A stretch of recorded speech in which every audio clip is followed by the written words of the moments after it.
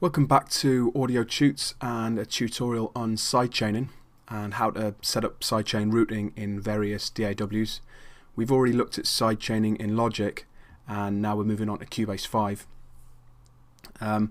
As you can see from the screen, I've already set up the kick drum and piano loop that we had in the previous example, and it's exactly the same pretty much, using the same samples, same tempo, and the same mix. I'll just play it quickly so you can hear what's going on.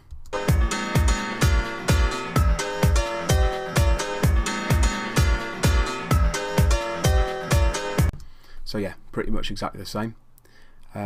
Looking at the channels down here, I've already set up a compressor on the piano loop, and it's a stock Cubase compressor, and there it is. Let's zero it out like we did last time and take the auto gain off. It's important that when you're sidechaining to switch off any auto gain or auto release, because you want as much control over these things as possible.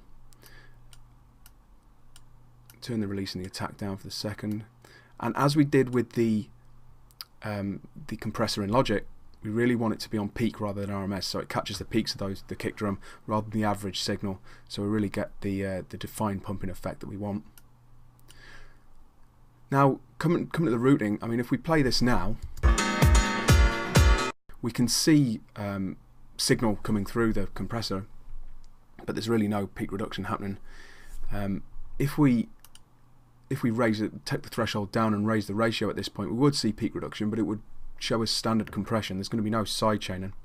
So to set up the routing, there's a small symbol here, and this is new since I think Cubase 4, and this was introduced with the VST3 protocol, as opposed to VST2, and it allows more complex routing. So if we click that, it's illuminated orange, and then we're going to move to the kick channel.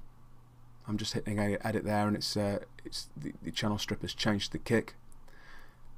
And in the sends area, if we click on the sends, we can now see sidechain piano 1. Okay, so we're going to click that, and that's activated the insert as a sidechain routing. Now if I switch that on and send some of this, I'm going to send quite a lot.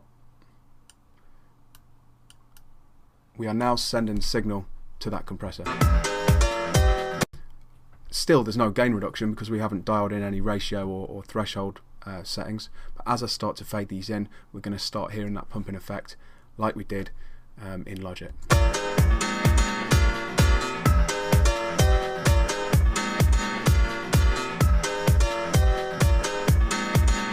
Now it's a bit jerky because our release and attack is currently on 0, and the lowest setting of 10 milliseconds for the release.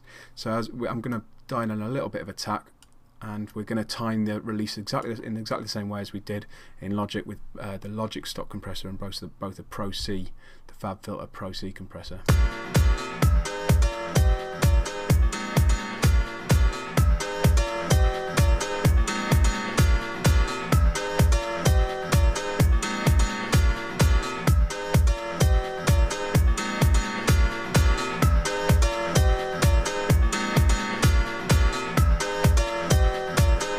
And there we go, that's working in exactly the same way as the Logic compressor setup was.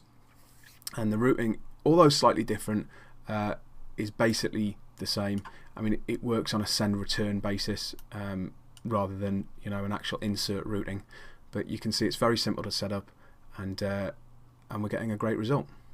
In the next section, we'll be looking at how to set up the same sidechain process in Reason 4.